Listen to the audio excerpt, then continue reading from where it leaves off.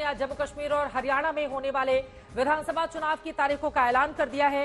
चुनाव आयोग ने 2 राज्यों में चुनावों का ऐलान किया है। पहला राज्य जम्मू कश्मीर है तो वहीं दूसरी तरफ हरियाणा। जम्मू कश्मीर की बात करें, यहां पर 3 चरणों में चुनाव होगा। पहले चरण की वोटिंग 18 सितंबर, दूसरे चरण का मतदान 25 सितंबर और तीसरे चरण को वोट डाले जाएंगे 1 अक्टूबर को। जबकि हरियाणा में एक ही चरण में चुनाव होगा, 1 अक्टूबर को मतदान होगा। दोनों ही राज्यों के चुनावी नतीजे 4 अक्टूबर को सामने आएंगे। आपको बताते चले कि हरियाणा विधानसभा का कार्यकाल 3 नवंबर को समाप्त हो रहा है, जबकि सुप्रीम कोर्ट ने 30 सितंबर से पहले जम्मू कश्मीर में चुनाव कराने के आदेश दिए थे। उम्मीद की जा रही थी कि महाराष्ट्र या फिर यूपी और वायनाड में उपचुनावों की तारीखों का ऐलान भी हो सकता है, लेकिन ऐसा नहीं हुआ। पिछली बार महाराष्ट्र के विधानसभा चुनाव हरियाणा के साथ ही हुए थे, जिस पर चुनाव आयोग की ओर से कहा गया कि महाराष्ट्र में त्योहारों का सीजन है, जिसे देखते हुए अभी ऐलान नहीं किया गया है। अर्बन एरियाज में हम लोग कर रहे हैं और स्लम एरियाज में, slum and multi stories in urban areas, उसमें जो मल्टी हाउसिंग सोसाइटीज हैं, मल्टी स्टोरी हाउसिंग सोसाइटीज, उनमें भी पोलिंग स्टेशंस बना है। तो हरियाणा में इन पर्टिकुलर गुड़गांव, फरीदाबाद और सोनीपत, इनमें काफी पोलिंग स्टेशंस को मल्टी स्टोरी में शिफ्ट किया और वहां की जितनी स्लम्स हैं उनमें भी जहां रेशनलाइजेशन की जरूरत है वो किया है, ताकि दोनों क्षेत्रों में कंजेशन भी कम हो सके और वोटिंग की परसेंटेज भी बढ़ सके। तो जितने मेट्रोपॉलिटन बड़े सिटीज हैं, this is one way of handling the so called urban apathy in the elections. अब सवाल यह है, जम्मू कश्मीर का चुनाव इतना ज्यादा अहम क्यों है? इसके बारे में देते हैं आपको जानकारी। दरअसल जम्मू कश्मीर में 10 साल के बाद विधानसभा चुनाव हो रहा है। आखिरी चुनाव 2014 में हुआ था। अनुच्छेद 370 हटने के बाद यह पहला चुनाव है। केंद्र शासित प्रदेश बनने के बाद भी यह पहला चुनाव है। पहली बार चुनाव में एसटी समुदाय के लिए 9 सीटें रिजर्व की गई हैं।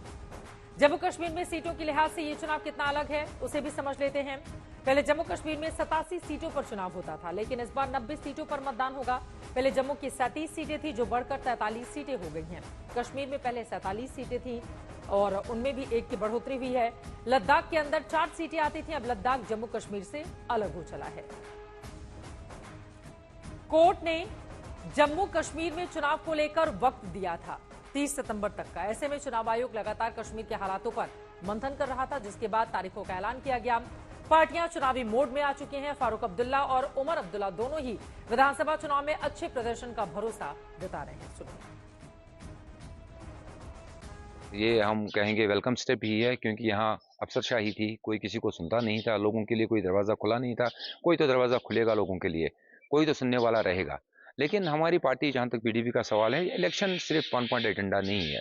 हमारे लिए सबसे इंपॉर्टेंट चीज़ है कि जो कश्मीर से जो खोया गया, यूटी इसको बना दिया। सबसे इंपॉर्टेंट और मोस्ट पावरफुल स्टेट को एक यूटी और म्यूनसिपैलिटी बना दिया।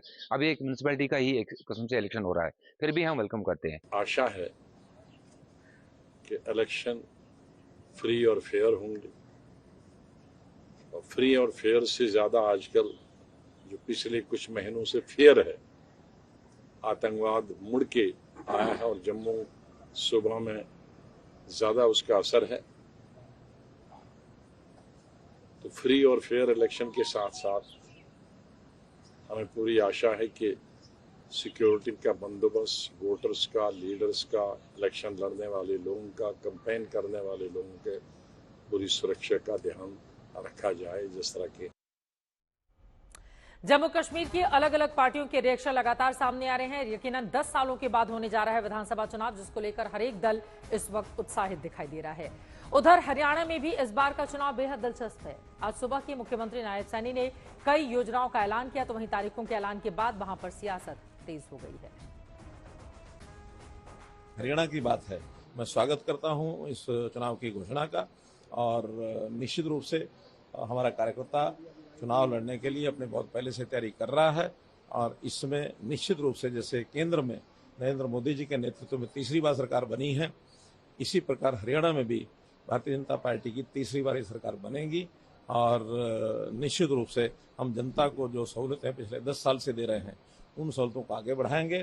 कांग्रेस के जो थोथे नारे हैं, जिस प्रकार से उन्होंने लोकसभा में किया उस प्रकार से उनकी कोशिश विधानसभा में करने की रहेगी, लेकिन जनता का विश्वास उठ चुका है और ऐसे सब थोथी बातें जो कांग्रेस की हैं उन पर हरियाणा की जनता विश्वास करने वाली नहीं। अब स्क्रीनिंग कमेटी की मीटिंग होगी, उम्मीदवारों का चयन होगा और जहां तक हरियाणा के लोगों का वो तैयार है, छत्तीस बरादरी फैसला कर चुके हैं कि आने वाली सरकार कांग्रेस पार्टी की सरकार। 10 साल आप लोग बाहर रहे हैं, इस बार क्या तैयारी है और खासतौर से नायब सिंह सैनी एक नया चेहरा है।